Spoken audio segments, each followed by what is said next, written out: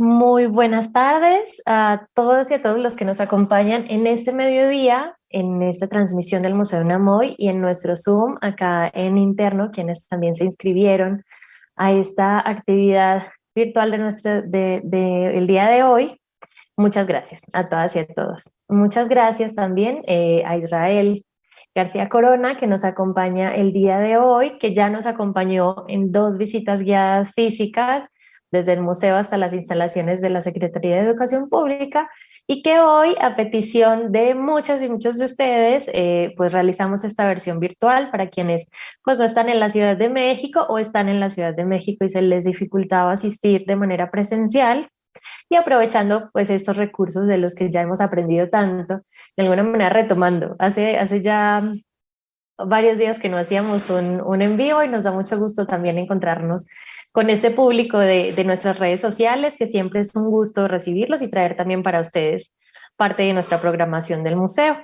El día de hoy, como ya lo mencioné, bueno, tendremos esta visita virtual, visita recorrido virtual a través de los murales de la Secretaría de Educación Pública, bajo la mirada del maestro Israel, quien es un gran artista. Él es artista, grabador, es museólogo, actualmente trabaja para el Museo del Chopo y ahorita nos contará también un poco más de su labor. Y bueno, retomando un poco la dinámica en la que llevamos a cabo nuestras visitas físicas, iniciaremos con un breve recorrido que haré yo a través de algunas imágenes de nuestra exposición temporal Gracias Maestras, Gracias Maestros, la escuela en México durante la primera mitad del siglo XX, que es, digamos, la excusa para realizar esta actividad. Es ese vehículo a través del cual queremos reflexionar alrededor de los temas que tienen que ver con la educación en nuestro país, que es uno de nuestros objetivos. Yo les recuerdo que el Museo UNAM hoy forma parte del ISUE, que es el Instituto de Investigaciones sobre la Universidad y la Educación. Y uno de nuestros objetivos es justamente ser un punto de encuentro para el diálogo alrededor de temas que tienen que ver con la educación en México, y no solamente a través de la historia, sino a través de múltiples miradas. En este caso, en esta ocasión, pues la mirada artística. Si me permiten, entonces, yo voy a empezar a compartir pantalla para hacer esta breve presentación para después darle paso a nuestro invitado del día de hoy.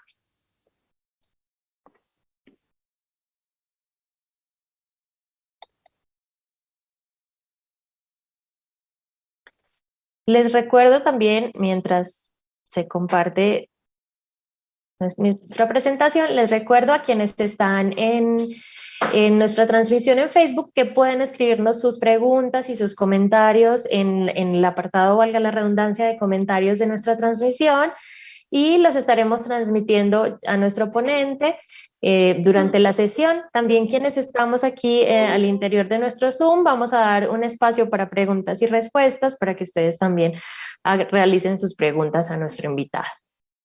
Para comenzar, entonces yo quiero platicarles que esta exposición, Gracias Maestras, Gracias Maestros, es un trabajo en conjunto con el Archivo Histórico de la UNAM, que también forma parte del ISUE de nuestro instituto, y bueno, la directora del archivo es quien realiza la curaduría de esta exposición, que es la doctora Clara Inés Ramírez González.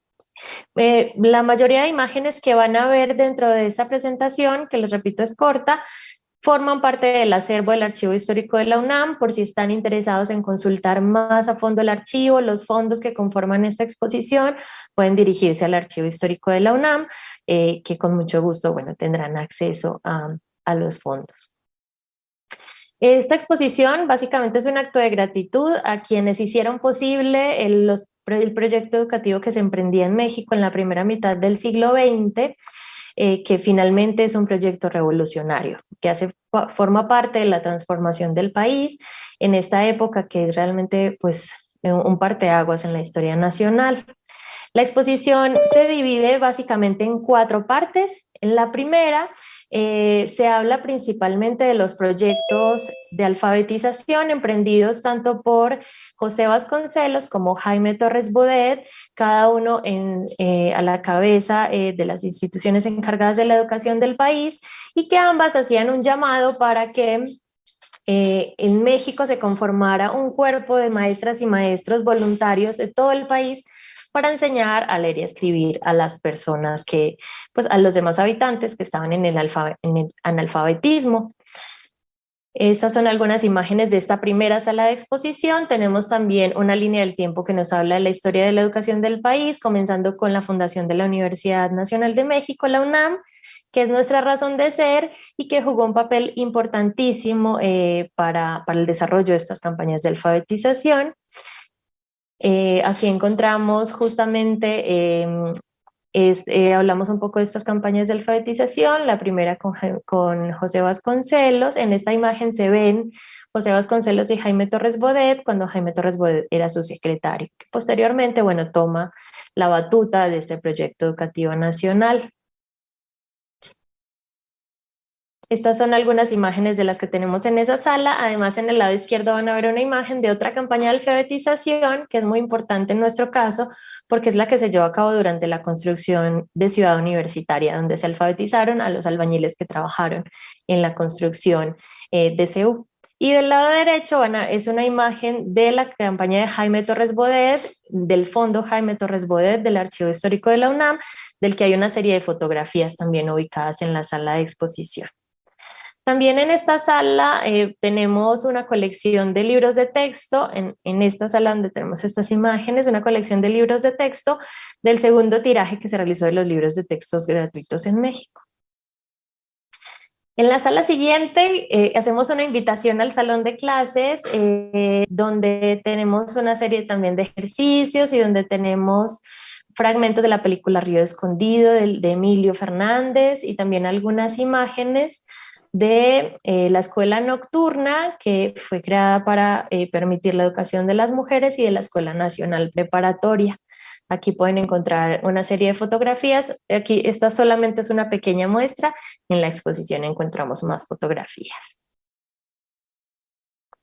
En la siguiente sala hablamos de los ejes principales de la educación en esta época: la naturaleza, las ciencias exactas, las humanidades, el arte, la educación física, a través de una serie de objetos del acervo de la Escuela Nacional Preparatoria y de la Academia de San Carlos, que muy amablemente nos los prestaron para la exposición. También vemos, si observan aquí, hay unas vitrinas muy bellas que justamente donde nace esta colaboración, es que son vitrinas históricas que resguarda el Museo del Chopo, el Museo Universitario del Chopo. Son unas vitrinas históricas espectaculares que también nos las prestaron para la exposición y como cerrar de alguna manera esta ambientación de la época en la que se desarrolla bueno, la temporalidad de nuestra exposición. Aquí tenemos algunas vistas de la exposición y al fondo de la foto de hasta arriba van a poder ver un fragmento de uno de los murales que vamos a ver ahorita, seguramente a más detalle con Israel, que es un fragmento de uno de los murales de la SEP. Y algunas fotografías que hablan de la escuela rural en México, una por un lado en Iztapalapa, para la época era considerado pues una zona rural. Y bueno, como es importante también ver ese cambio también de nuestro entorno más cercano a través de esta exposición. Y finalmente tenemos nuestro pizarrón, que de alguna manera dentro de este entorno académico es puede ser como el recreo.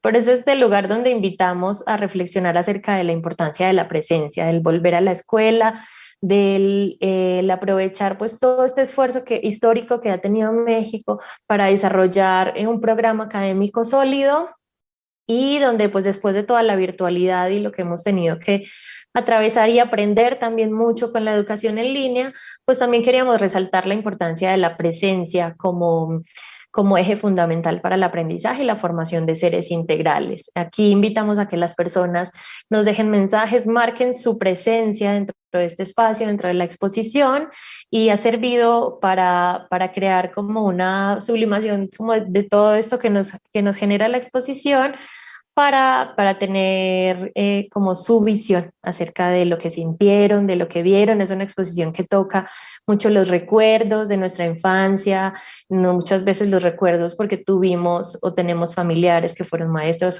o los mismos maestros que van y ven la exposición y nos dejan sus mensajes en este pizarrón.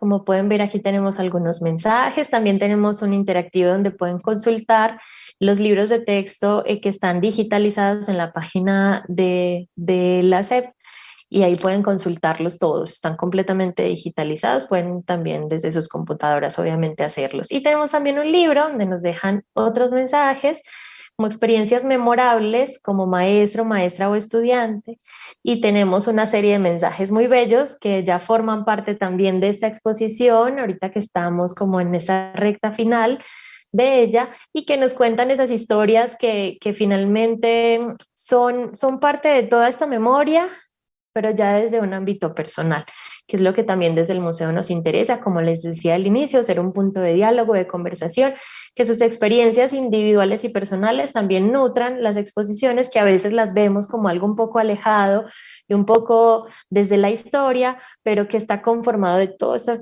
montón de pequeñas historias y experiencias.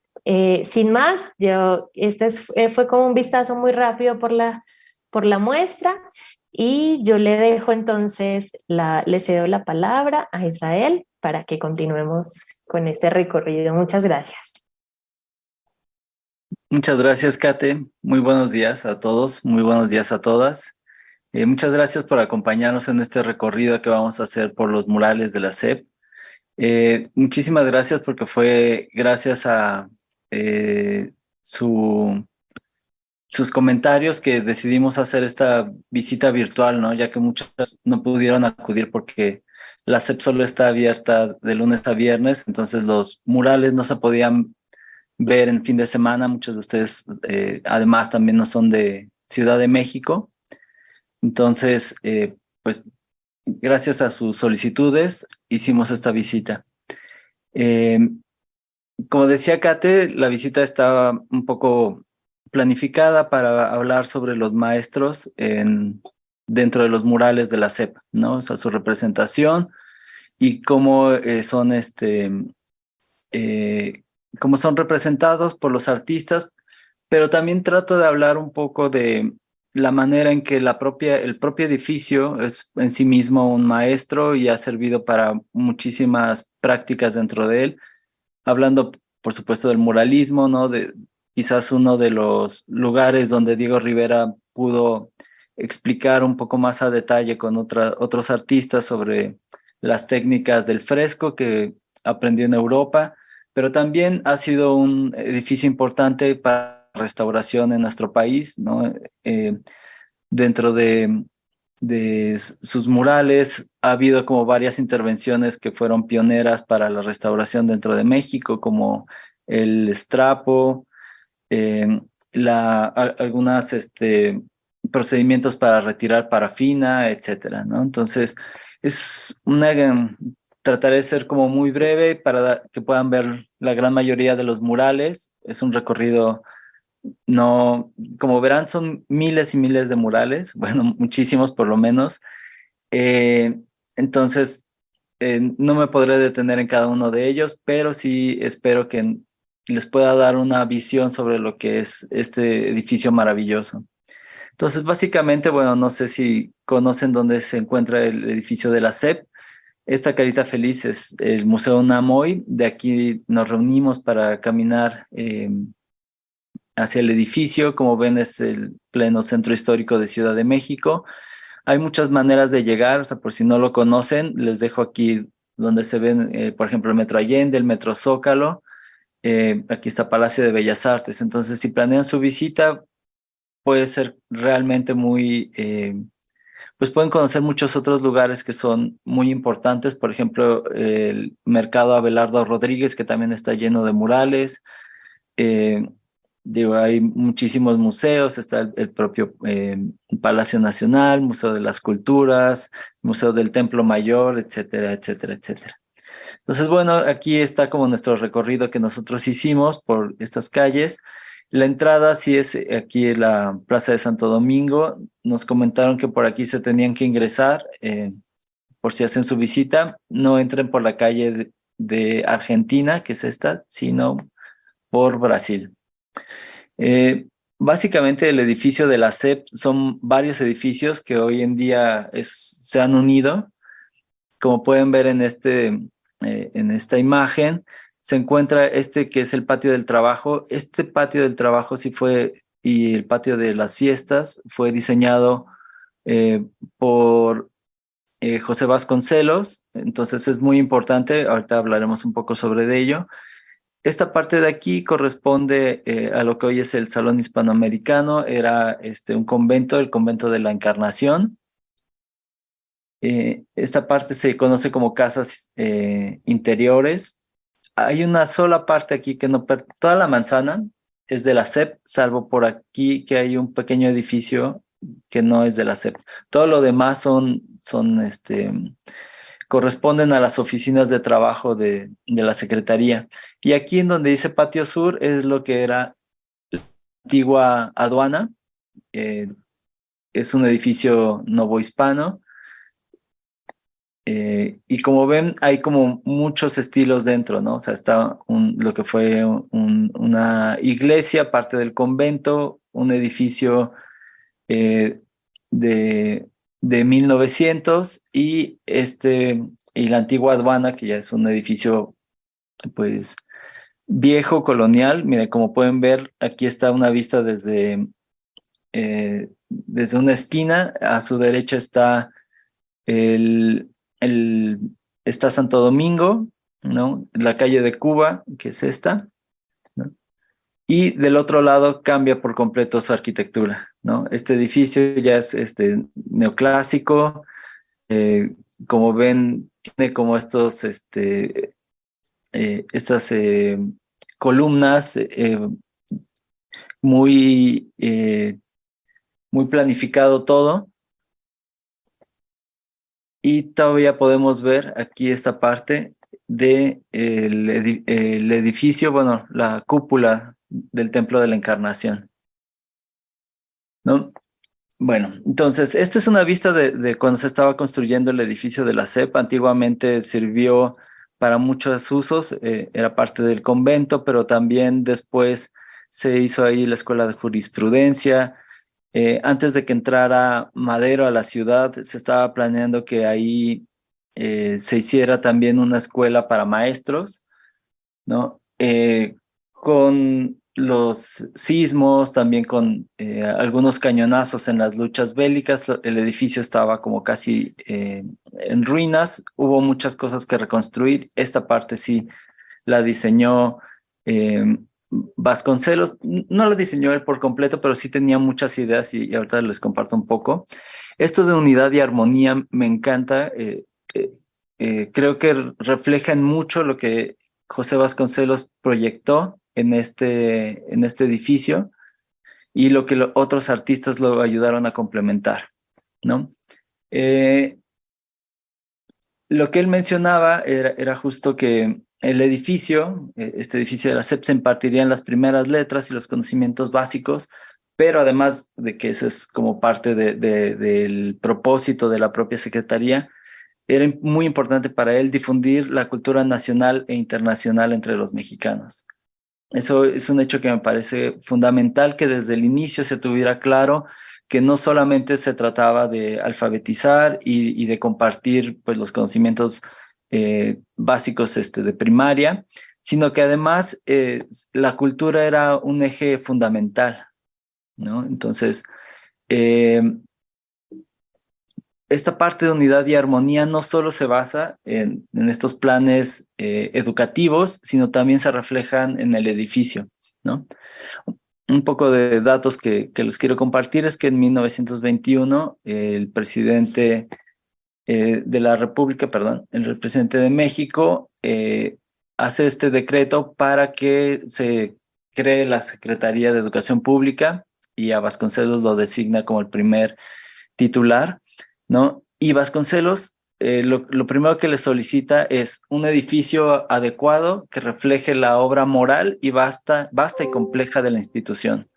Esta parte moral es fundamental porque José Vasconcelos no solamente es una persona, no es solo un funcionario, sino que tiene una visión filosófica de lo que debe significar la educación.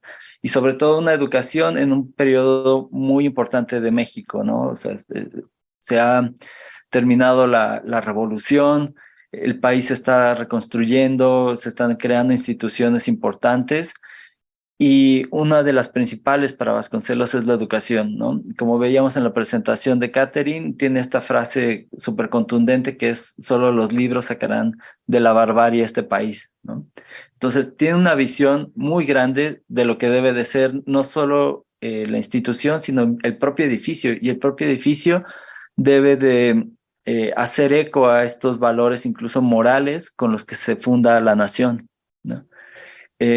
Como ven, de manera muy rápida, en un año se construye este edificio, ¿no? Ya el 9 de julio de 1922 está ya en pie, con 3 departamentos que además reflejan mucho este proyecto vasconcelista, ¿no? Departamento escolar, departamento de bibliotecas y de bellas artes, ¿no? O sea, las artes están presentes desde la creación de la SEP y van a ayudar a la Secretaría a transmitir el mensaje de cultura, de alfabetización, de lucha inclusive, y los artistas jugarán un papel fundamental para esto, ¿no? Hay un montón y están como además muy emocionados, ¿no? Se está tomando en cuenta, por ejemplo, Adolfo Bestmugard crea un método para la enseñanza del dibujo que se basa en conceptos, en varios elementos, inclusive prehispánicos,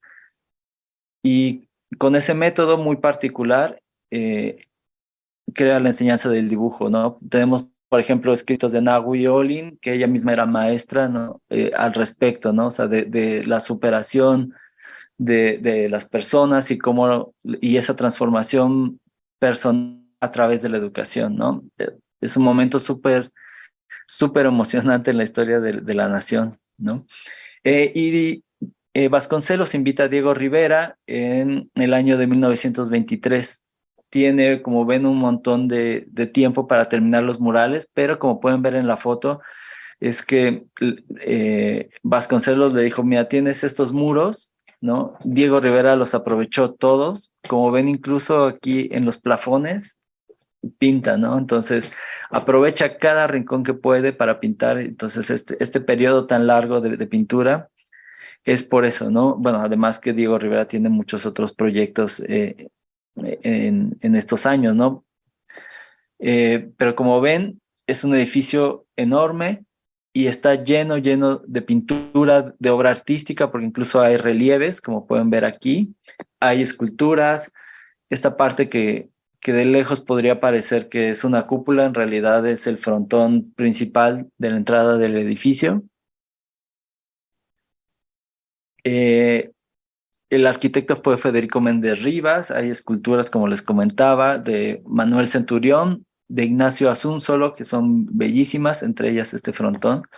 Diego Rivera hace murales en los corredores, junto con otros artistas, porque como veremos a continuación, hay otros artistas que le ayudan a Diego Rivera no solo como asistente, sino también firmando sus propias obras.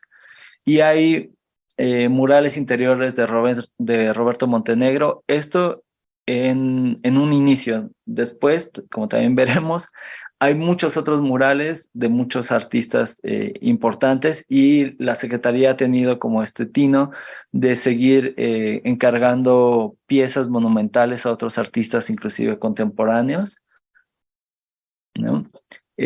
Una foto de día. Eh, ¿Por qué es importante este patio? Y se los presento varias veces. Bueno, estos relieves que están aquí, estos dos, y estos otros, me parece que juegan un papel fundamental para hablar del proyecto vasconcelista, y que además tiene una íntima relación con nuestra universidad, ¿no? La UNAM. Este es un acercamiento de cada uno de esos relieves. Como ven, en cada uno hay como un personaje, bueno, eh, hablan sobre un mundo muy particular, ¿no? Visiones del mundo muy particulares. En uno de ellos está la Grecia antigua, que obviamente es pues un eje fundamental para la cultura europea. Sin embargo, José Vasconcelos además agrega otros muy importantes. Por ejemplo, están esta carabela, que habla del mundo novohispano, la parte de India, ¿no? Que ayudó inclusive muchísimo a la filosofía, por ejemplo, si pensamos en la filosofía de Schopenhauer, y también está este reconocimiento al mundo prehispánico. Entonces, eso es fundamental, me parece súper valioso. José Vasconcelos hace este tipo de declaración, ¿no? Porque en realidad es una declaración completa el que estos relieves se encuentren en el patio principal, ¿no? Donde se accesa al edificio y nos habla de su visión incluso del mundo.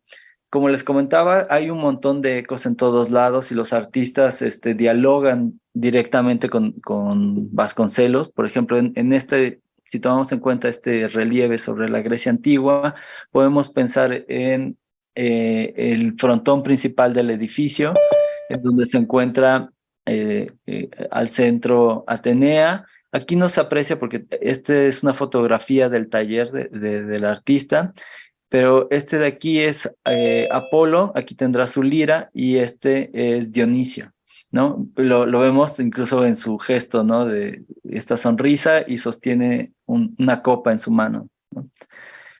Es un relieve, es una escultura fabulosa. Y también están estos otros ecos, ¿no? Por ejemplo, si pensamos en esta síntesis que se hace sobre la parte eh, española y además la parte indígena, que además la parte española, o sea, me parece un muy buen detalle que no se presente como tal a una persona, sino a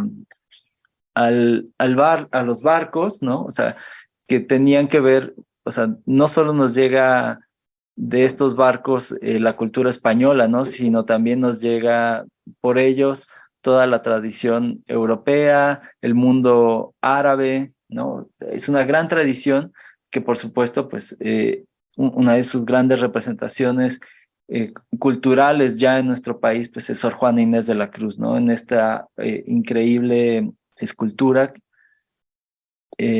Y como les decía, hay un montón de ecos. Y también incluso el mundo hindú tiene esta maravillosa representación en uno de los murales que en vivo no lo pudimos ver porque este está en el Salón del Secretario.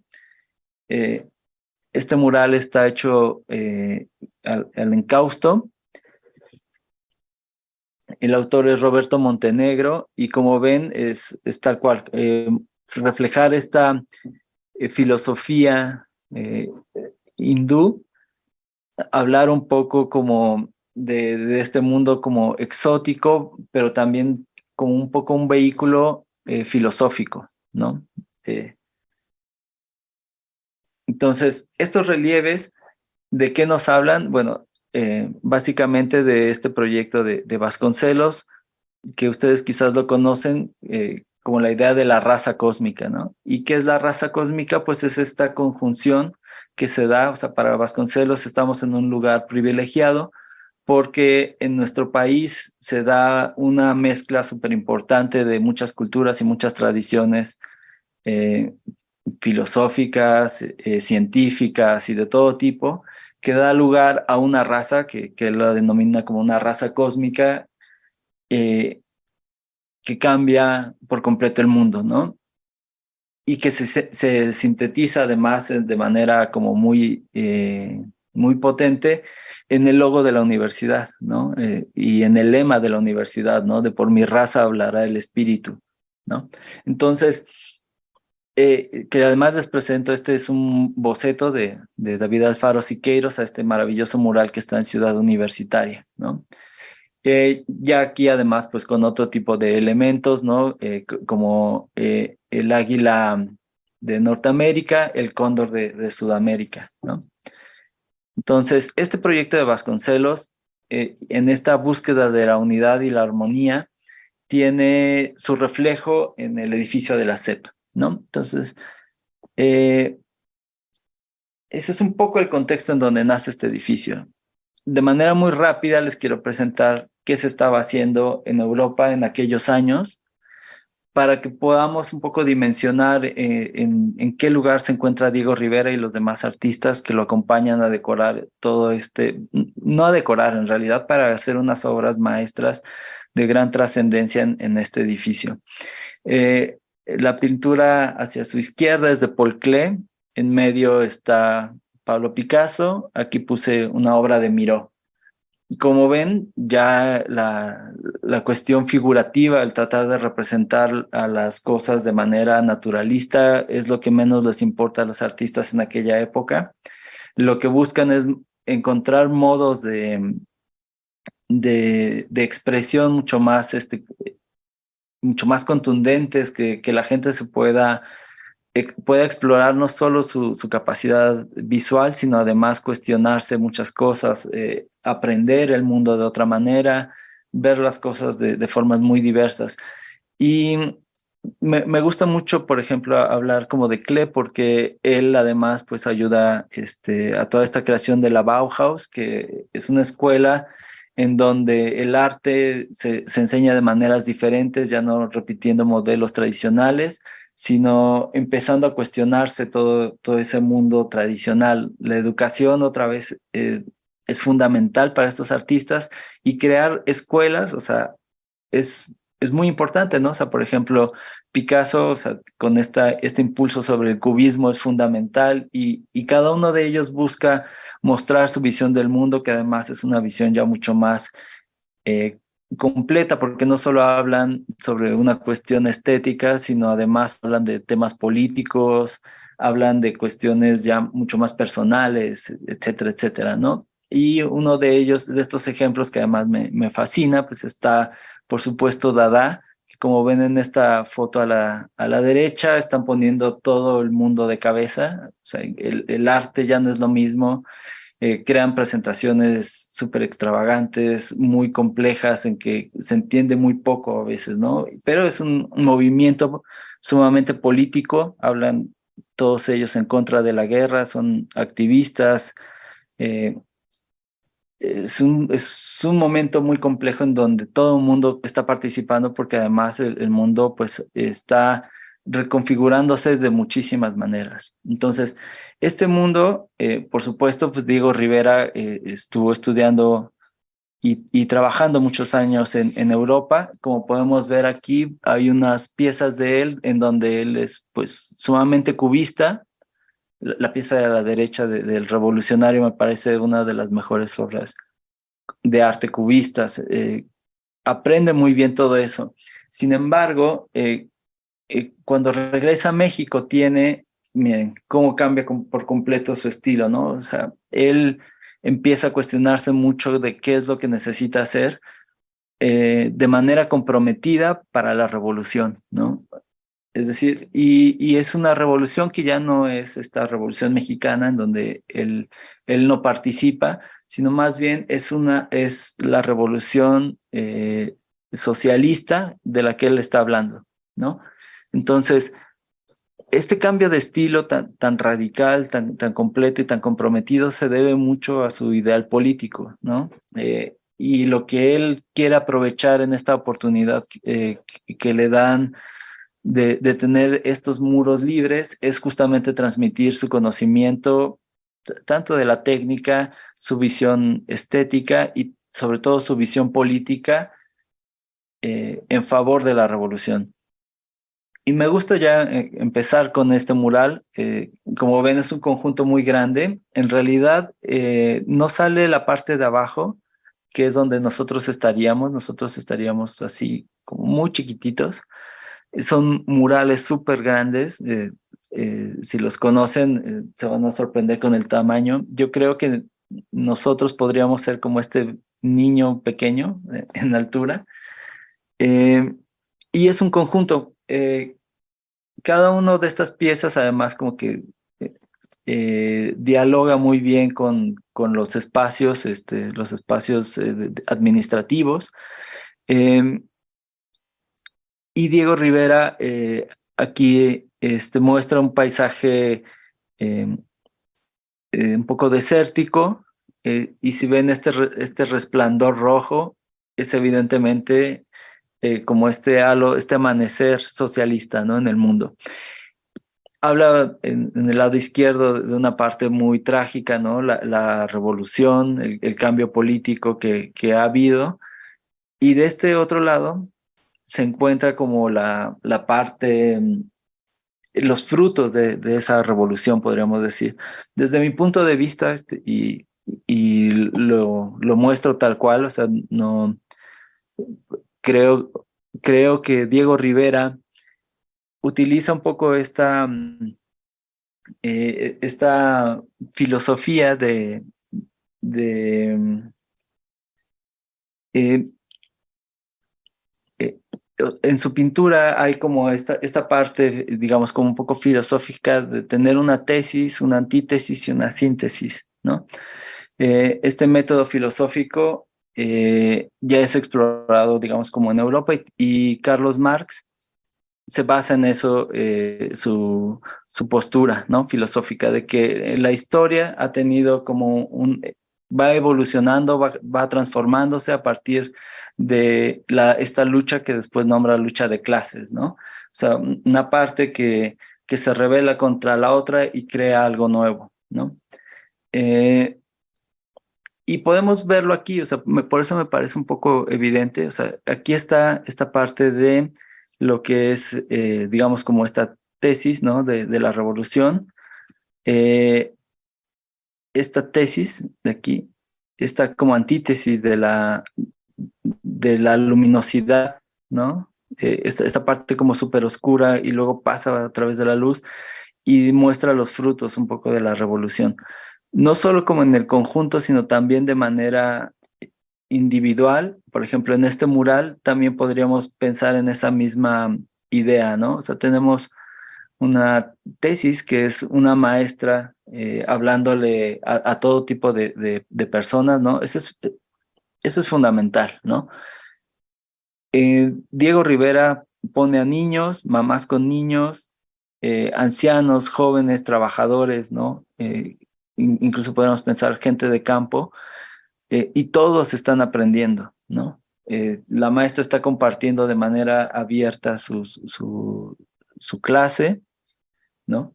Y tenemos esta antítesis un poco que además, si ven, este revolucionario está como volteando a ver hacia el pasado, ¿no? O sea, esta es esa parte esta es, digamos, como una parte, digamos, medio de paz. Sin embargo, está esta parte bélica que nos habla de una revolución todavía vigente, ¿no? Pero que ya no es esto, ¿no? O sea, ya no es esta parte tan violenta, sino más bien este revolucionario ya está acompañando a la educación.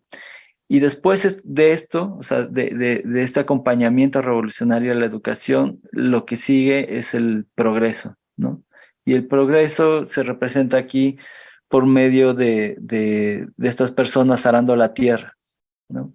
Hay una parte, eh, digamos, como muy, muy, digamos, esta parte de educación, ¿no? Se contrapone, pero no está desligada del vínculo revolucionario. O sea, es evidente que la revolución acompaña y cuida a la maestra y después se pasa ya a la acción, ¿no? La educación en este sentido para Diego Rivera no es una educación pasiva que solo muestre cosas a la gente, sino que además debe de servir para algo. Y en este caso, en el mural, sirve para transformar el mundo a través del trabajo, ¿no? De las personas. Eh, y esta parte me interesa mucho, si ustedes pueden ver como el conjunto, hasta esta parte está este personaje, ¿no? Que podría pasar como, digamos, como un campesino, es una persona ahí entre las rocas. Sin embargo, esta persona de aquí tiene nombre y apellido, es el maestro Mardonio Magaña, y nos habla mucho de la visión de Diego Rivera sobre la educación, así como, como podrían pensarlo. Eh, el señor Mardonio es es una persona que emigra a Ciudad de México y él está haciendo, trabaja a sus 55 años, trabaja como portero en una de las escuelas al aire libre, ¿no? Donde Diego Rivera y otros artistas también acuden para mostrar técnicas, también para aprender y todo. Este señor no sabe, en su momento no sabía leer ni escribir, pero desde siempre cuenta que él le gustaba mucho la escultura, ¿no? Le gustaba hacer cosas con arcilla, con madera y tal, pero pues nunca explotó esas cualidades. Conoce a estos artistas, ¿no? Y Diego Rivera, tal cual, cuando ve su obra, le dice, usted es el mejor escultor de México y debe de dejar de estar haciendo este trabajo y usted debe de dedicarse a su obra. Y Diego Rivera lo apoya muchísimo, incluso tiene una exposición en Bellas Artes, Diego lo apoya mucho para que eso suceda. Y aquí les dejo como algunas de las esculturas que el maestro hace. Pero pensemos por qué lo representa dentro del edificio de la SEP, ¿no? O sea, y me parece bellísimo porque es una persona de campo que viene a la ciudad y nos enseña cómo hacer escultura, ¿no? Diego Rivera en este mural, o sea, poniéndolo a él eh, dignamente en esta parte, nos habla de que ese saber tradicional, de que la parte de los saberes populares también son súper valiosos y tienen un montón de cosas que enseñarnos, ¿no? En el mural está Mardonio con esta onda, ¿no? Recordándonos un poco como este tema bíblico de David contra Goliat, ¿no? O sea, y de cómo el arte también ayuda, o sea, es un arte comprometido, es un arte social y nos habla que puede tener esa fuerza para derribar a gigantes, ¿no? Es una obra súper pequeña, pero me parece que tiene unas implicaciones muy interesantes. Y retomando, y además, ¿por qué digo esto, no? O sea, me parece que es evidente porque hay dentro de este mismo patio que se llama Patio del Trabajo, las representaciones de otros eh, trabajos populares, ¿no? Por ejemplo, está este taller de cerámica y están estos trabajadores que hacen piloncillo, ¿no? Entonces, Diego Rivera habla de que estos saberes también son muy importantes, es muy necesario trabajarlos, es muy necesario que se mantengan todavía activos.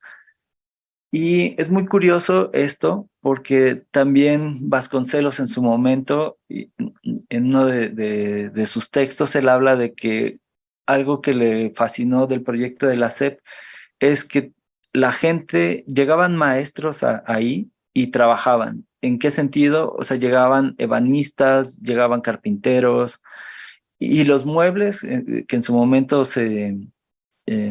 funcionaron dentro de la secretaría fueron hechos por personas que incluso Vasconcelos los definió como maestros, ¿no?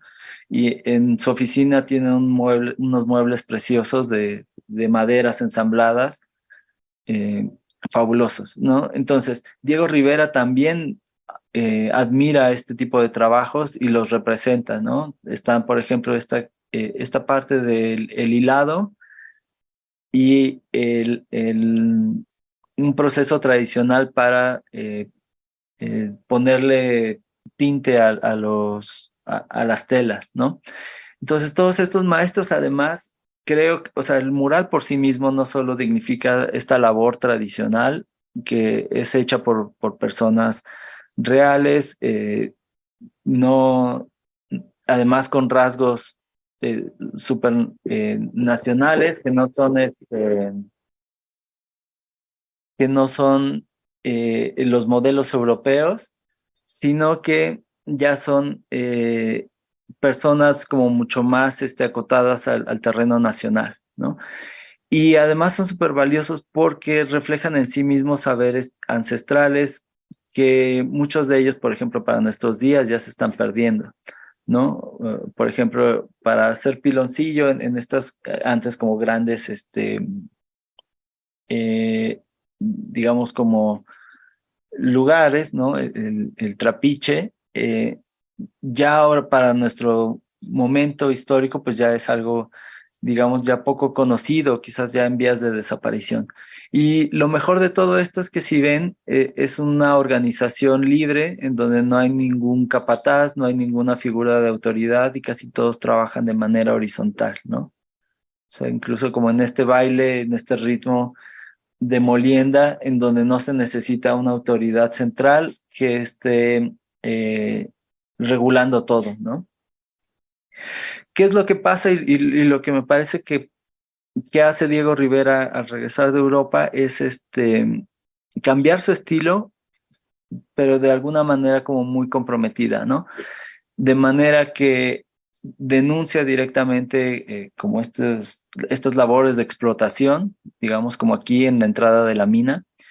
Eh, ¿Y qué es lo que, y eso es para mí, como de estos grandes éxitos del muralismo en México, y que lo hace además una corriente dentro de la historia del arte fundamental, es que no solo son piezas decorativas, el muralismo no solo habla de una belleza dentro de los espacios, sino que trata temas sociales, ¿no? Y los trata de manera muy fuerte y contundente, como en este caso. Para mí me recuerda mucho como a esta parte didáctica que tenían las catedrales, ¿no? Antiguamente, donde los vitrales, las esculturas, todos ellos servían para dirigir un tipo de pensamiento, ¿no? Me parece que Diego Rivera toma conciencia de eso y por eso su dibujo se torna como muy esquemático y que de manera muy rápida podamos entender lo que está sucediendo y podamos tener una lectura al respecto, ¿no? En este mural, por ejemplo, me parece que la posición de estas personas, ¿no? O sea, la gente que lleva el tablón, nos refiere evidentemente como a esta parte de la religiosidad, ¿no? O sea, este Cristo cargando la cruz. Y si ven como todo el conjunto entre los arcos y esta boca de entrada hacia la mina, también podríamos pensar que es esta referencia a estas pinturas de la Edad Media que eran tan populares sobre la entrada al inframundo, ¿no? Y, bueno, no al inframundo, perdón, al infierno, tal cual. Eh, entonces, estas fauces que que están devorando a estos individuos tienen como un carácter, no tienen un carácter religioso, sin embargo, me parece que cosa, como que podamos entenderlo de manera rápida, este pesar, ¿no? Del minero que tiene una labor como súper fuerte y que se asemeja mucho a este padecimiento casi religioso, ¿no? No es un tema tal cual que habla sobre el catolicismo ni la religiosidad, sin embargo, Diego sabe articular muy bien estos lenguajes, ¿no? Como si tomara pedazos para hacer su propia historia. Y creo que por eso cambia tanto su dibujo, ¿no? Y su línea. Y este es uno de los murales que sigue en el patio del trabajo, que se llama Salida de la mina.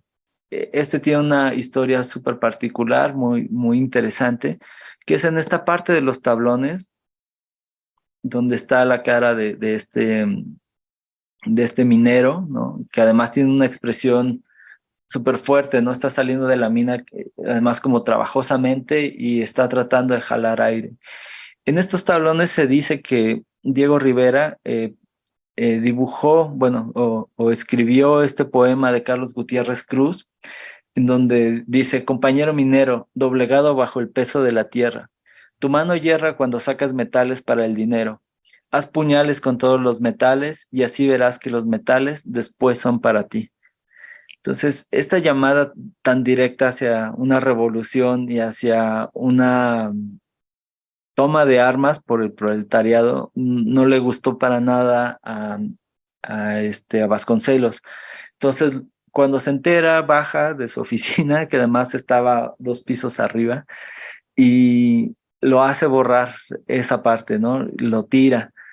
Entonces, Diego Rivera pone estos tablones y cuenta como la historia, que Diego Rivera transcribió el poema y lo metió dentro de una botella y la ahogó en el muro, ¿no? O sea, hizo ahí un huequito y puso la botella. Cuando estuve en estos murales, hace ya como 10 años, que tuve el privilegio de estarlos restaurando junto con otros compañeros de Cencropam, un equipo de Lina que trabaja con georradar, se hizo una muestra entre estos y varios otros muros para ver, digamos, como capas más abajo que había, ¿no? Y dentro de esa, digamos, como radiografía, esa muestra, mostró que en efecto aquí en esta parte hay una oquedad, ¿no? O sea, posiblemente esta cuestión que pensábamos que era una historia se pueda comprobar, ¿no? O sea, que realmente sí hay algo en esta parte, posiblemente sí sea ese frasco con el que Diego Rivera, en el que Diego Rivera metió este poema, ¿no? Entonces, creo que estos murales son súper ricos por eso, ¿no? Tienen un montón de historias alrededor, hay un montón de cosas que se pueden ver. Eh, y, por ejemplo, en esta parte, o sea, cerramos por ahora el patio del trabajo y pasamos al patio de las fiestas, que es esta parte donde veían que había muchos árboles y tal. Eh, este patio ya es como un poco más, un poco más lúdico en ciertos aspectos, ¿no? O sea, Diego Rivera retrata varias tradiciones, a lo largo del país, ¿no? La danza del venado, y esta es la fiesta de la cruz, pero tiene también estos ejercicios increíbles que hace Diego Rivera en los muros. Aquí, como ven, digo, es un muro tan grande que tuve que poner dos fotos para que más o menos, no los pude empalmar ahorita, pero tomen en cuenta como esas dimensiones, ¿no? Es un mural súper grande y habla de una escena em, o sea, es una escena súper grande que habla sobre el reparto de tierras. ¿Y qué es lo importante de aquí?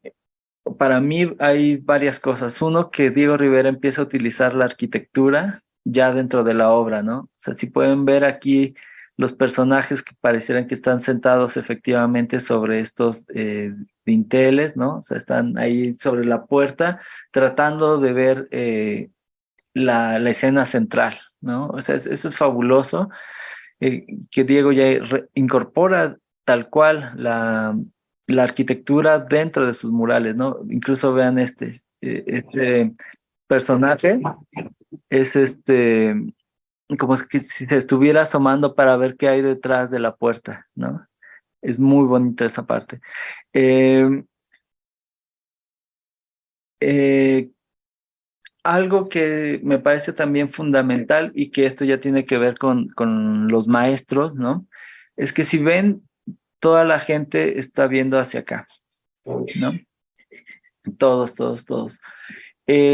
No solo es como la parte central de la composición y de donde salen todos los ejes compositivos, sino que además, pues por estar al centro, es algo como que Diego Rivera destaca mucho, ¿no?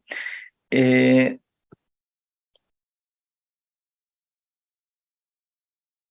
Mire, uno de los personajes que quizás se lo puedan ubicar mucho está aquí, ¿no? Que es Emiliano Zapata, ¿no? La obra, como les digo, se llama Reparto de Tierras.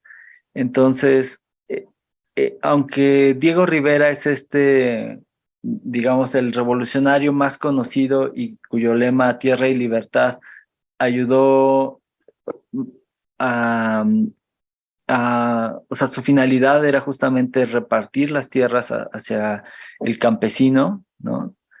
Diego Rivera no lo pone en la parte central donde todos están mirando, sino que Zapata mismo acompaña a toda la gente, lo pierde dentro de todas estas personas, ¿no? O sea, apenas sí lo podemos ver. Y quien está al centro de todo es Otilio Montaño. Y Otilio Montaño es un maestro de Cuautla, Morelos, que ingresa a la revolución. Es una historia a veces como divertida, que su mamá le decía, oye, es que te mandamos a la escuela para que tú fueras maestro, o sea, no para que no te metieras a la revolución ni a peleas y tal. Entonces, su mamá hace mucho para que él no se enrole dentro de las filas del zapatismo. Sin embargo, él es una persona muy comprometida y dice, pues mi saber tiene que servir para algo y algo importante. ¿Y qué es eso? Pues eh, acabar con las inequidades, ¿no? Revelarnos y tener lo justo para todas las personas, ¿no? Entonces, Diego Rivera lo pone al centro, destacando no solo la figura del maestro, es el maestro que reivindica toda la revolución, ¿no? O sea, él y no el revolucionario por excelencia, ¿no? Zapata, o sea, Otilio Montaño es quien se dedica a repartir las tierras y a cumplir los ideales de la revolución. El maestro no solo enseña las letras, matemáticas, ciencias, etcétera, sino que además enseña la manera en que hay que vivir y la manera en que debe de triunfar la revolución y de manera equitativa debe de repartir esas ganancias. Entonces es maravillosa esta escena por eso. Me parece que es muy evidente para Diego que la SEP debe servir para algo y esto es para reivindicar a la revolución, para que esos ideales por los que mucha gente luchó se cumplan, ¿no? De manera real. Y tiene otras escenas, por supuesto, de más levantamientos, ¿no? Otra vez jugando mucho con la arquitectura para que estos niños se suban dentro de ellos.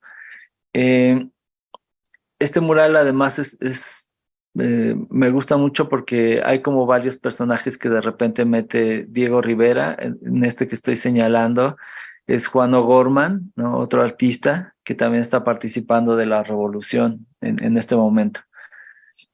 Y bueno, de repente se le conoce como patio de las fiestas, pero como vemos en todo momento hay este recordatorio, ¿no? Hacia los movimientos armados y la lucha revolucionaria.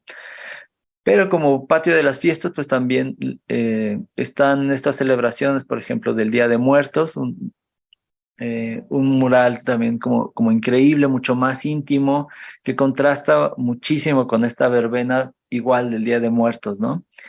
Eh, Y algo que hace Diego, por ejemplo, que lo que les mostré en el mural anterior, ¿no? Donde mete algunos de sus amigos o personajes históricos que se pueden ver y rastrear. Aquí también tenemos dentro de toda esta multitud que hay también a muchos personajes, ¿no? Por ejemplo, aquí Nahui Olin, el propio Diego Rivera que hace un autorretrato. eh, este es un torero, pero de repente se me olvidó ahorita su nombre. Este de aquí, Salvador Novo, ¿no? Y todos ellos se pierden dentro de esta verbena, ¿no? Hay militares, hay trabajadores, gente con máscaras, ¿no? Gente vendiendo. O sea, me gusta muchísimo porque muestra como este espíritu súper festivo de Diego, ¿no? Que parecería que siempre está en una romería y puede tomar detalle de tantos gestos. Esto es fabuloso, ¿no? Porque hay como un montón de trabajo en cada uno de estos rostros y es un mural enorme, ¿no? No sé si ustedes sepan, pero el fresco se trabaja, digamos, por tareas, es decir, un mural tan grande no. A ver, el fresco es a un muro que se está apenas secando, o sea, digamos, le pones el recubrimiento final y sobre de ello se trabaja con pigmentos, ¿no? Eh, y estos colores, cuando el muro se va secando, se adhieren por completo a la piedra y quedan como súper estables dentro de ella.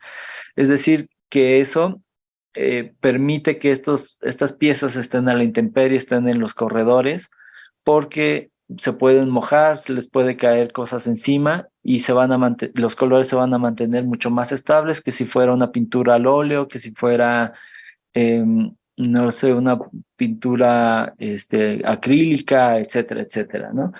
Entonces, sin embargo, por esa rapidez en que la piedra se seca, se debe de hacer como muchas tareas, ¿no? Es decir, como pedacitos en donde el artista tiene que trabajar lo que va a trabajar antes de que se seque. Y entonces tener esta escena tan llena de cosas que están sucediendo por todos lados, ¿no? O sea, están estas calaveras, está esta vendedora de agua, este anafre, tal. Miren, esta parte de aquí hasta abajito, ¿no? Donde sale eh, este niño con una calavera, ¿no? O sea, son detalles bien pequeños, ¿no? Aquí hay otra persona con una máscara, ¿no? Todos esos detalles los capta perfectamente y no solo es capaz Diego de reflejarlos en una composición que se ve supernatural, ¿no? Sino que además lo logra hacer en una técnica que es muy complicada para dar todo este tipo de detalles, ¿no? Aquí hay otros paisajes, la quema de Judas, el canal de Santa Anita, ¿no? Donde otra vez está lleno de momentos, de personajes, de actitudes.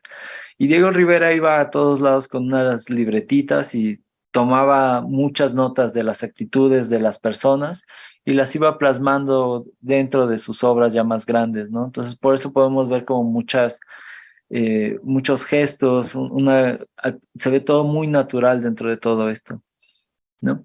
Y algo importante que les había mencionado al principio es que además eh, este edificio de la SEP sirvió para hacer muchos tipos de escuelas, ¿no? En este caso están a los lados obras de Jean Charlotte, al centro es Amado de la Cueva. Y estos murales, Diego Rivera les dijo a estos artistas, pues miren, están en estos muros, trabájenlos ustedes, y ellos incluso los firmaron, ¿no? No fue Diego, sino que fueron estas personas, Jean Charlotte, este extranjero que llega a México, le enseña la técnica a Diego y además pues, le da la oportunidad de tener un muro para que plasme sus obras en él, ¿no? Entonces, está fantástico esta parte porque Diego justo está, está siendo un maestro y un maestro muy comprometido con cada uno de sus alumnos y con cada una de las gentes que lo está acompañando. Esta es la planta baja de la SEP. El primer piso está lleno en el patio de las fiestas, están escudos de los estados de la República en aquel entonces.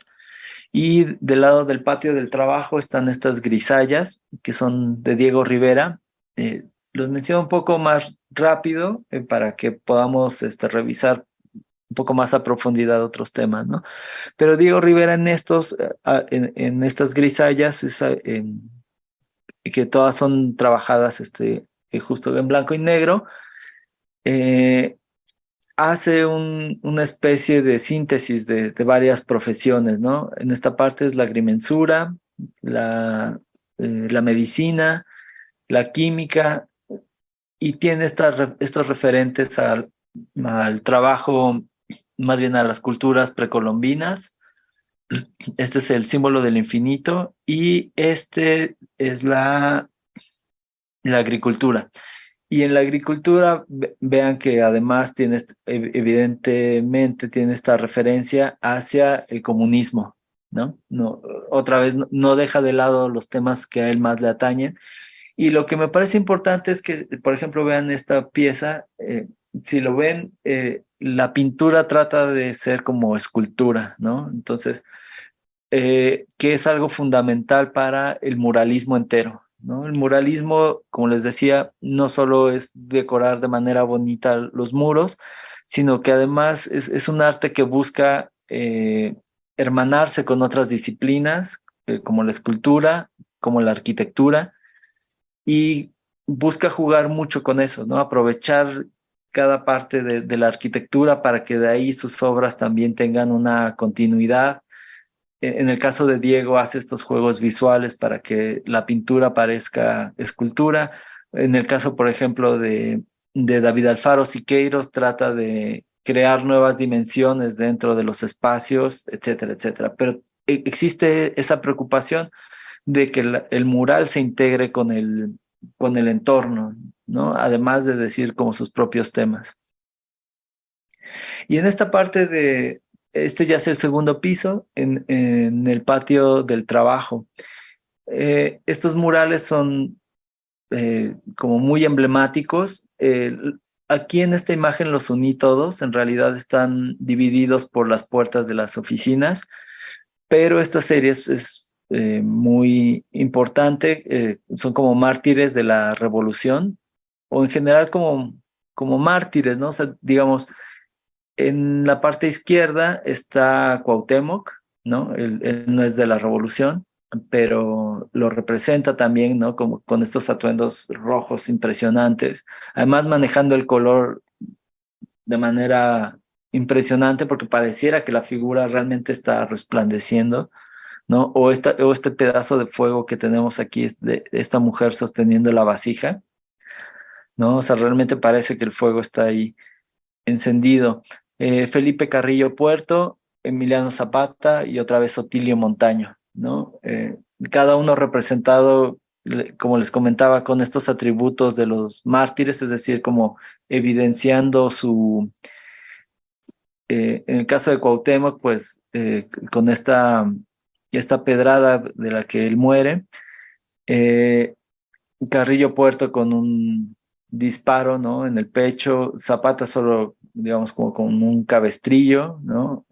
Otilio Montaño también con disparos, ¿no? Entonces, otra vez Diego Rivera está utilizando ese tipo de iconografía popular o que la gente conoce, ¿no? Como el caso de los santos, los mártires, ¿no? Y lo traslada a otro punto, que es los mártires de la revolución o las personas que ayudaron a la transformación del país, ¿no? Y por ejemplo, en el caso de Zapata, miren, si ven, aquí hay trigo, aquí hay eh, las mazorcas, es decir, estos atributos que acompañaron al personaje los mantienen acá, ¿no? Y Otilio Montaño, esta mujer sosteniendo una planta, ¿no? Como les decía, hace reparto de tierras y está esta señora con un libro porque Otilio era maestro, ¿no? Entonces es un sincretismo muy increíble el que hace Diego y que les quería compartir en este tipo de murales. Por ejemplo, y otro detalle que me parece importante, eh, en el caso de este Carrillo Puerto, están estas mujeres con atuendos de la península de Yucatán, perdón, eh,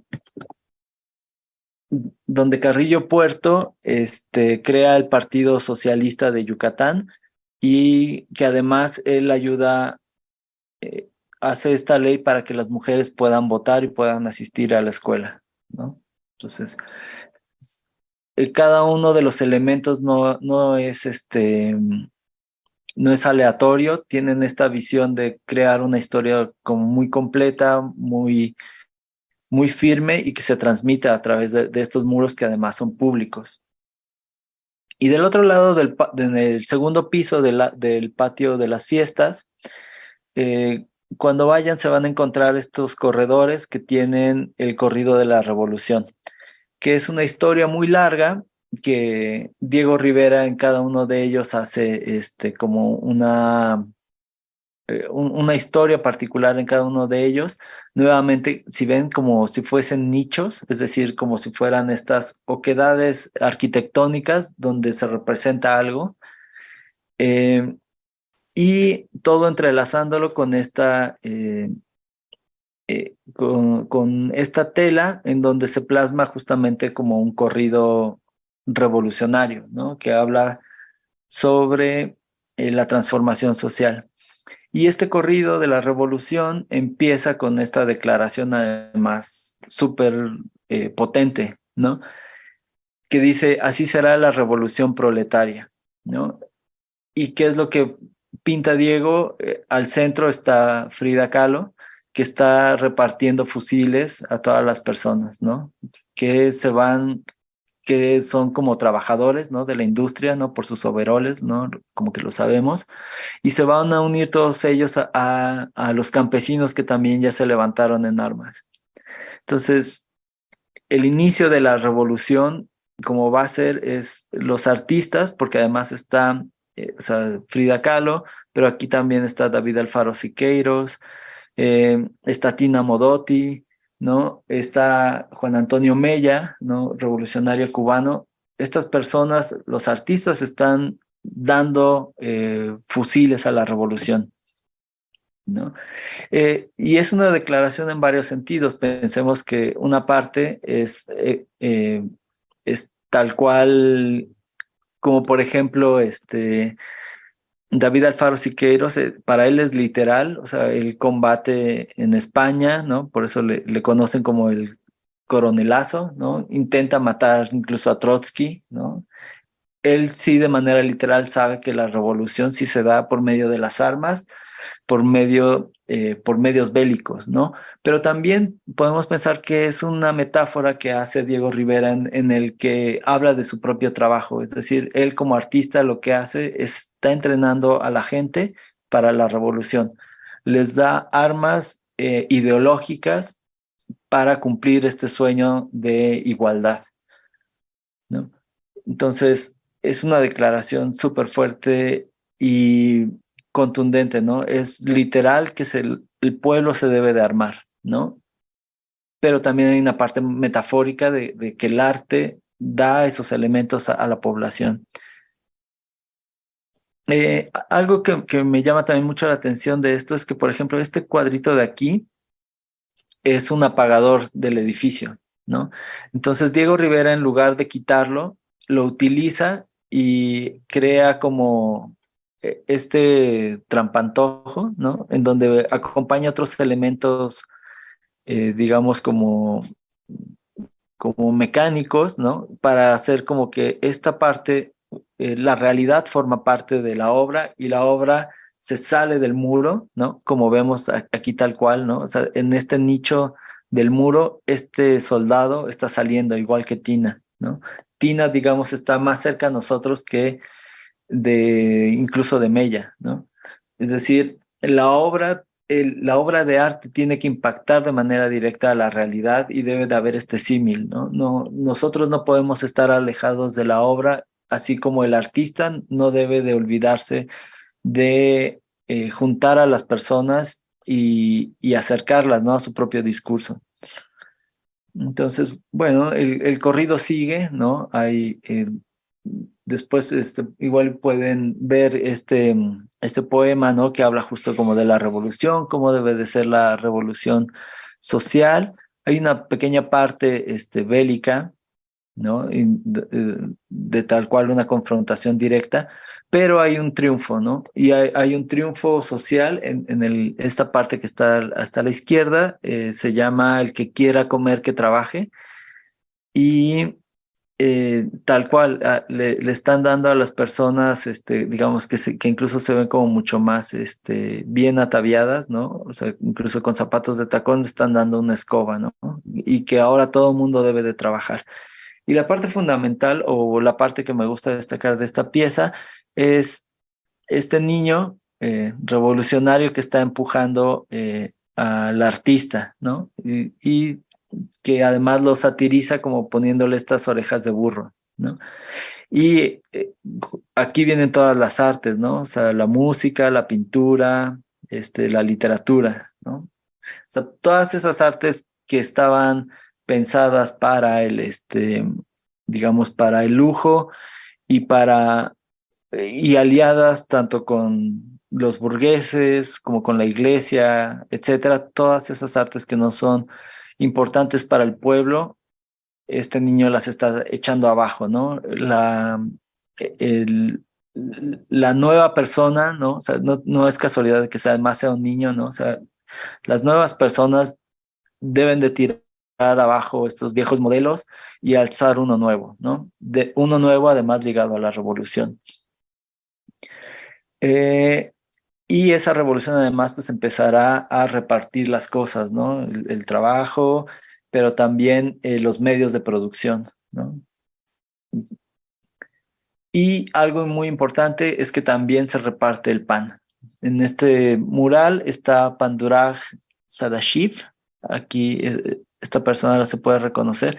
Y tiene una historia muy particular. Él combate en la India, de donde es originario, combate a los ingleses para la liberación de la India, se va a Estados Unidos y de repente él trabaja el campo y de repente tiene esta aproximación con México y cuando llega aquí, al ver como el estado en el que está el campo mexicano, él se dedica a hacer escuelas rurales y escuelas además como donde hacen mezclas con el maíz para hacer maíces más resistentes y, y otras variedades, salvando a las nativas de las externas. Entonces, me parece fundamental que esté aquí, ¿no? O sea, como este patriarca que reparte el pan, ¿no? A todo mundo.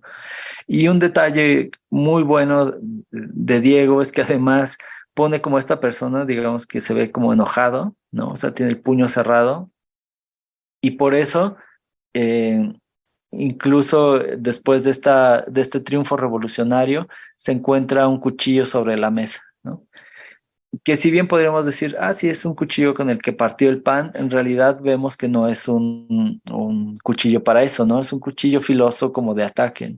Entonces, me parece que Diego en este mural, en el que además están convidados a varias personas, ¿no? De distintas razas, ¿no? Lo sabemos por el tono de piel, de distintas edades, ¿no? Incluso.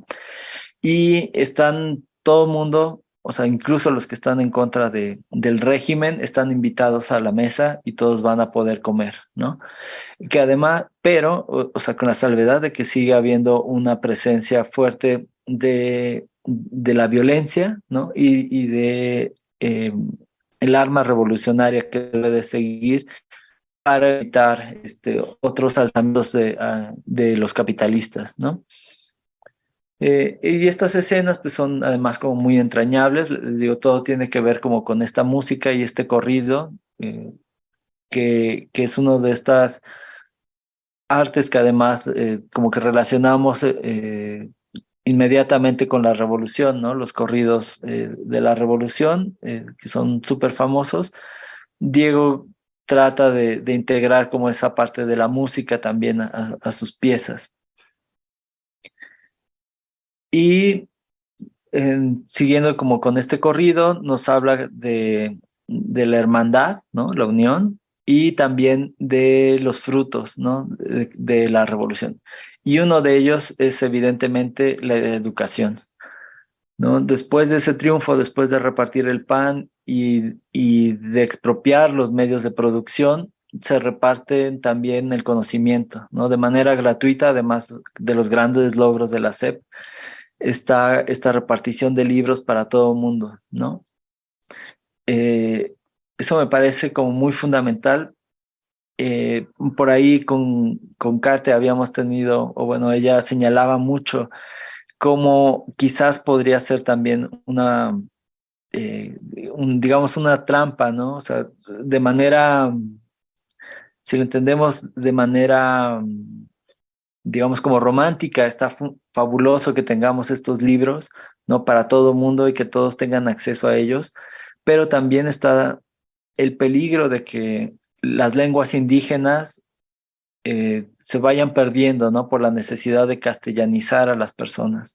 Entonces, bueno, ahora la SEP tiene algunos programas para resarcir eso, ¿no? Hay algunos libros ya en lenguas originarias y hay libros en braille, etcétera. Aún así es un rezago que tenemos, pues, de mucho tiempo. Entonces, me parece increíble como que este logro, pero sí es indispensable también pensar qué tanto de estos ideales que nos está compartiendo Diego Rivera y la propia SEP también tienen que estar sujetos a la revisión, ¿no?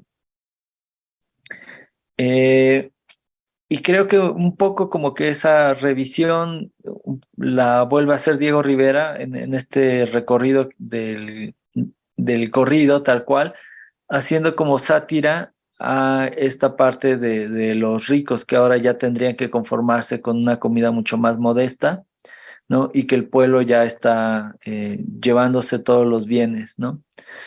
y que incluso nuevamente vuelve a hacer énfasis en los literatos, en las personas de arte y de ciencias, que también pues ellos deben de transformar su manera de actuar en el mundo porque ya es un momento histórico diferente, ¿no? Entonces, por eso los revolucionarios que están aquí con la hoz y el martillo se están riendo, ¿no? De estas personas que están como en una reunión, eh, digamos, como de eruditos, ¿no? Y Diego Rivera no desaprovecha el momento para, por ejemplo, poner a Juan de la Tablada, perdón, que es un importante, eh, digamos, pues una persona súper culta que además conoce súper bien la parte oriental, ¿no? Del arte,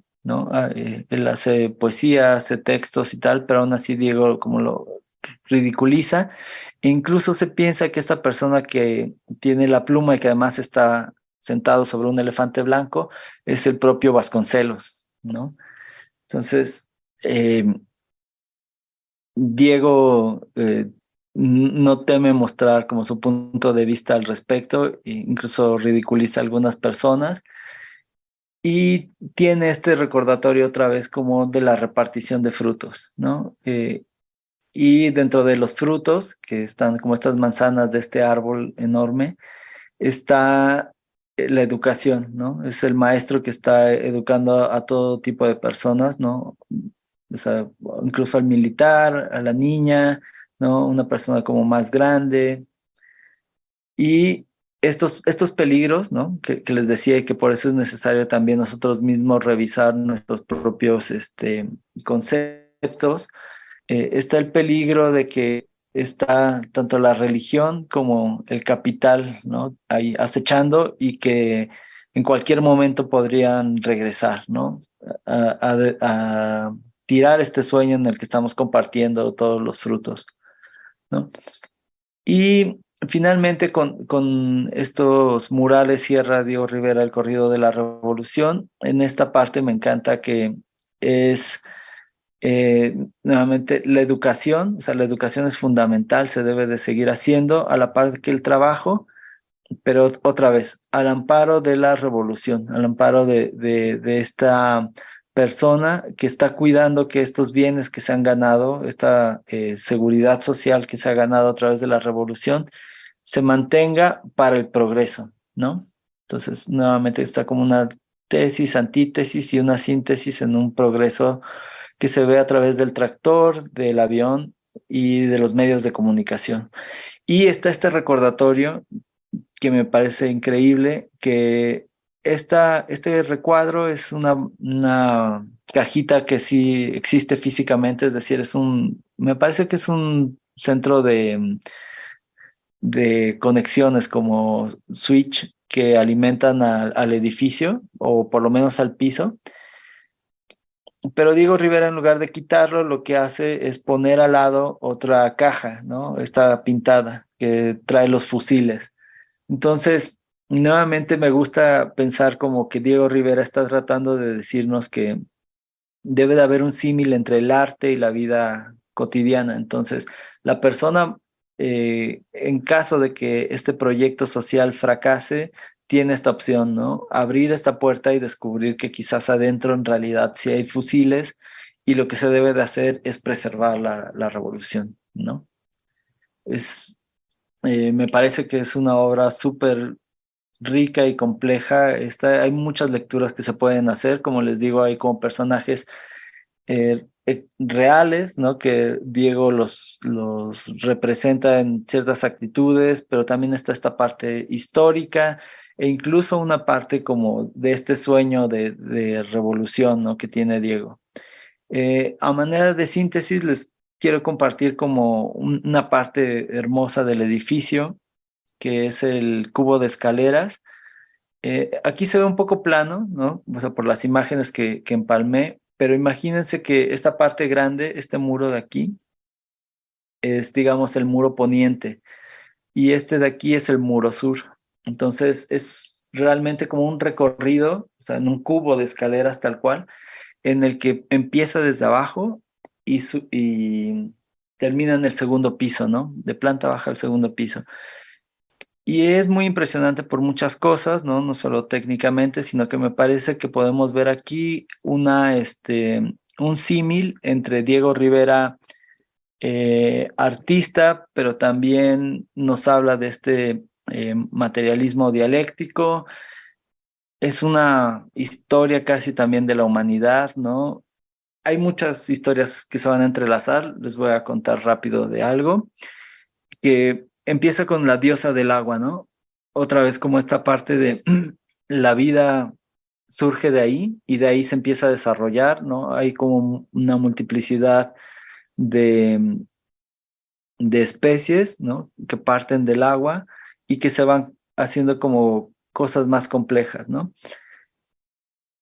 En esta parte de aquí, Diego Rivera, o sea, si ustedes lo piensan, se parece mucho esta figura a la Venus, ¿no? De Botticelli, ¿no? No, así, esta Venus que nace de la espuma y que eh, sale al mundo, ¿no? Como con la belleza. Eh, y por eso pienso que es también como el propio viaje de Diego Rivera, ¿no? O sea, un Diego Rivera que tiene una parte de una formación local, ¿no? Con la diosa del agua, que después se va a Europa y aprende otros tipos de modelos, ¿no? O sea, un modelo mucho más tradicional del arte europeo, ¿no? Como que estas poses podemos hacer símil con muchas otras obras de arte. Y también está como esta historia natural, ¿no? De cómo empieza la vida, además hay distintas especies, la gente se vuelve incluso mucho más compleja y hay avances técnicos, ¿no? Está como el buzo, aquí pueden ver parte de la arquitectura, ¿no? Y luego, después de este viaje, digamos como europeo, Diego llega a México, ¿no? Aquí hay una tehuana que lo recibe y es un México que además está en transformación, ¿no? O sea, está esta hidroeléctrica, está en esta estación, perdón, este puente de ferrocarril, ¿no? Y es un México exótico, ¿no? Hay muchas plantas, hay un revolucionario, ¿no? Es fundamental. Eh, y hay un redescubrimiento de las raíces prehispánicas, ¿no? Dentro de Diego Rivera, ¿no?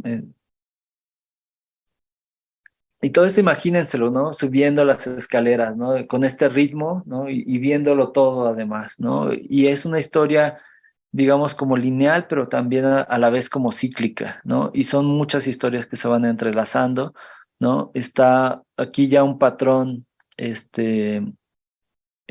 digamos, mandando, ¿no? A las personas, ¿no? Mientras él descansa, hay mucha gente trabajando. Y si se fijan, de pasar del mar, pasamos como un poco como a la selva y ya el paisaje va cambiando y ya es un recorrido de Diego que hace de la costa hacia los desiertos, ¿no? Es maravilloso y casi ni se nota, ¿no? O sea, me parece que de manera muy natural parece que todo va fluyendo, ¿no? Y este punto es fundamental, ¿no? Es eh, afilando el machete se llama. Porque de esta escena que si la vemos de rápido podríamos pensar que es como idílico, es una, es una representación naturalista de una escena del campo. Con esta figura y después con esto, Diego Rivera nos habla de una lucha de clases, ¿no? O sea, pasamos de este lugar como de la hacienda a una revolución social, ¿no? Una persona que utiliza un instrumento de trabajo y que lo afila para la revolución. Al lado de esta figura hay una puerta, ¿no? Que es como una entrada súper fuerte de luz. Entonces pienso que justo Diego no representa la lucha frontal, la lucha armada, sino que hace como que este comentario que podría pasar desapercibido, de una persona armándose, un momento de luz donde sucede algo, la revolución, y ya hay incluso el deceso de alguien, ¿no? Pero que en lugar de que eso amedrente a la gente, los hace hermanarse, ¿no? Todos están ahí presentes, siguen con las banderas comunistas, ¿no? A pesar de que existan como estas plañideras que se ven un poco funestas, aún así toda la gente se mantiene unida, se mantiene firme a sus ideales, a pesar del esfuerzo y de la pérdida de vidas que significa una revolución, ¿no? Este es lo que les comentaba, ¿no? O sea, pasa de esto, de una escena, digamos, un poco como campestre, afilar el machete, espacio en blanco donde la imaginación puede echar a volar fácilmente y saber qué tipo de revolución o de acto sucede, ¿no? Después de afilar el machete, está este deceso, que además esta parte es la única que no se continúa por esta puerta, o sea, porque hay esta puerta hace que no exista una continuidad pictórica. Pero Diego, en lugar de desaprovecharla, hace esta genialidad que me parece increíble, donde la tesis se enfrenta a una antítesis que no está presente, pero que intuimos y tiene esta consecuencia, ¿no? O sea, me parece que su pensamiento es maravilloso en ese sentido porque nos hace participar de esta historia y completar esos pedazos que él no pinta. Y después de este entierro, está el triunfo ya de la revolución, ¿no? La revolución roja está en contra del hacendado, de los curas, y lo que trae es el progreso, ¿no?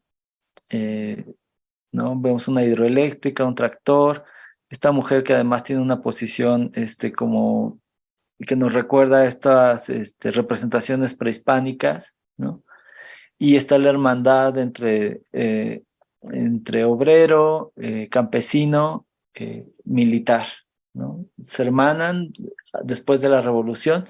¿Y cuál es la consecuencia de todo eso? Está en la educación, ¿no? O sea, la maestra nuevamente es la encargada de concretar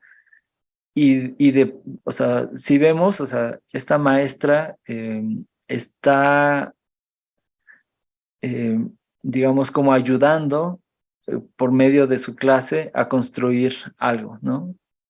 Diego lo deja muy abierto, no dice si es un hospital, es una escuela, es una representación de México, ¿no? Del país que están haciendo y que se está construyendo, pero todo tiene esta base en la educación, ¿no? Una educación que se está dando otra vez a niños, a niñas, a mujeres ya más grandes, mujeres con hijos. Y todo esto además, pues viene con un doctor que está atendiendo a este niño, ¿no? Entonces, del lado izquierdo hay un proceso revolucionario que se consolida a través de un proyecto educativo que va a construir una nación y va a traer este progreso, este bienestar social, ¿no? No es un conocimiento como estos que ridiculizaba Diego, ¿no? Poniendo a filósofos o artistas, digamos, como en algo que es inútil, sino realmente para él la revolución y la educación terminan con un bienestar social. Es un conocimiento que se aplica. Y otra vez como al punto final de esta composición increíble que es como subir este cubo de escaleras que nos recuerda esta evolución social, ¿no? O sea, del nacimiento de los primeros seres vivos en el mar a un paisaje como mucho más idílico, con estos dioses prehispánicos y luego el modelo hacendario, la revolución socialista, ¿no? Y los bienestares, la parte, las transformaciones sociales, ¿no? Que provoca. Y está como último mural, Diego Rivera descansando, ¿no? O sea, con una actitud además ya estoy fatigado por completo. Si ustedes suben el cubo de escaleras, además van a estar como muy identificados con Diego Rivera, ¿no? O sea, porque además es un tránsito cansado, pero además a mí me parece que es Diego, por una parte, reivindicando a los trabajadores, ¿no? O sea, no es él el que está terminando la obra o pintándola siquiera, sino que son sus propios ayudantes los que están trabajando, ¿no? Pintando o esculpiendo. Y es él más bien con este plano, ¿no? Como el que proyecta, pero que ya al final no lo está terminando, ¿no? Entonces reivindica por un lado a estos trabajadores y también me parece que su mirada melancólica nos devuelve otra vez al cubo de escaleras, ¿no? O sea, como si él mismo estuviera analizando y repensando su obra, ¿no? Como contemplándola a este punto de su carrera y echando una mirada hacia atrás, ¿no? Porque en esta parte, en el lado izquierdo, está, digamos, la parte de la maestra, tal, tal, tal, ¿no? Entonces, llegando a este punto de viendo a este Diego cansado, o sea, podríamos bajar y releer otra vez la historia, y eso es creo que algo maravilloso de Diego, ¿no? Y, y que es algo con lo que me quedo, ¿no? Que tiene que ser la educación, ¿no? No formar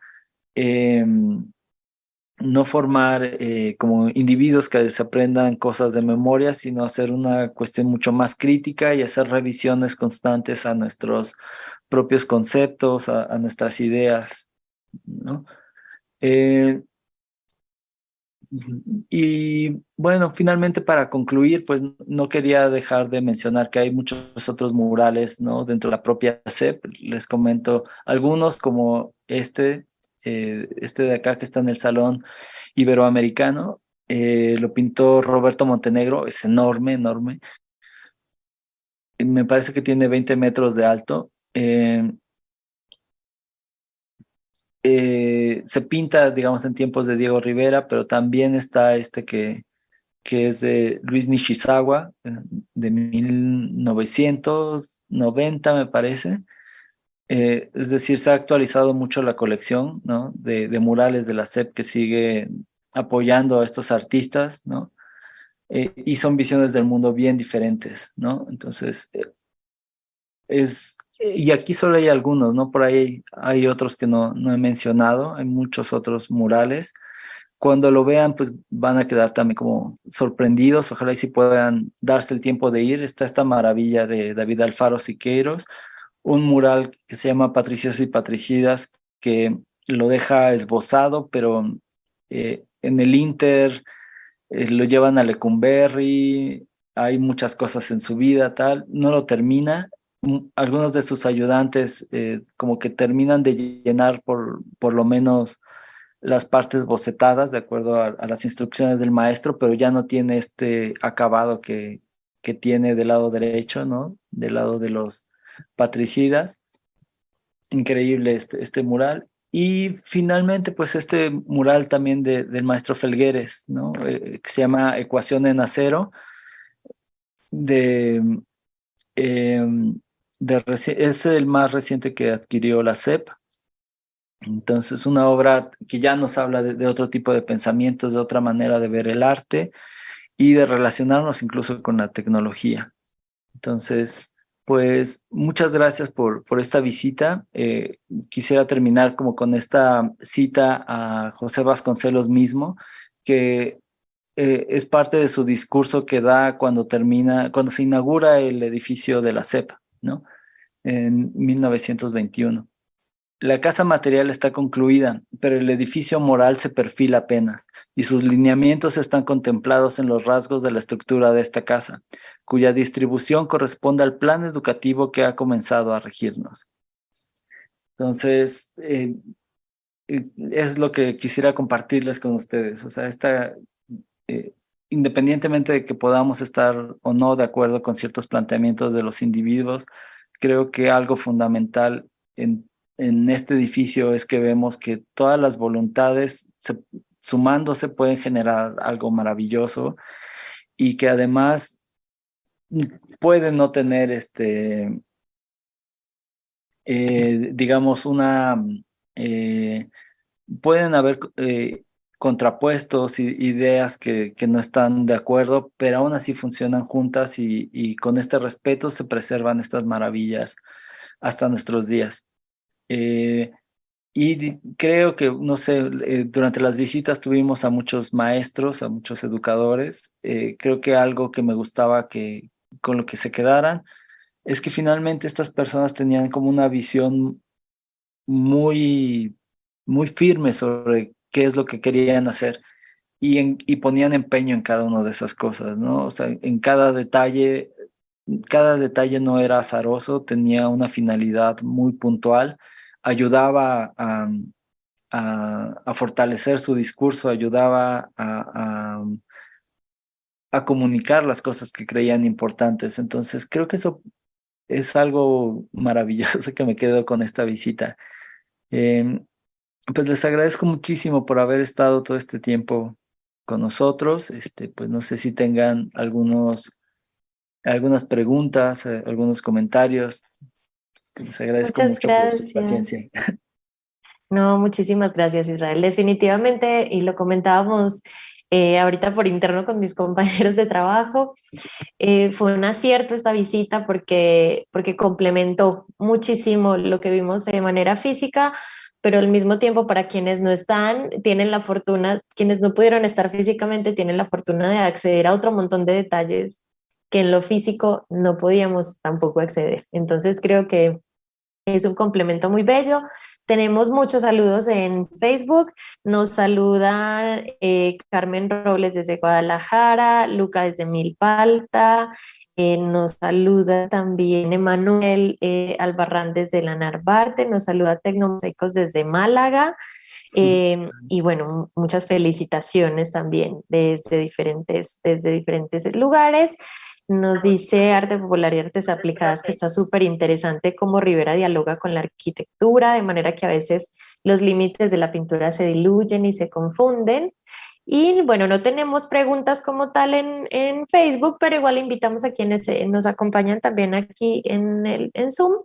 Por si quieren hacer alguna pregunta, pueden levantar su manita también y aprovechar que estamos aquí con el maestro Israel. No sé si tienen algo que comentar, alguna pregunta.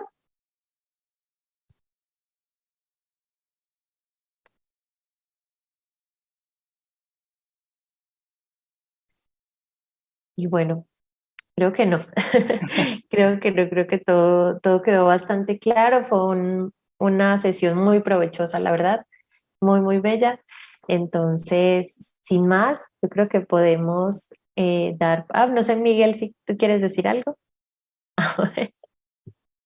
Muchísimas gracias.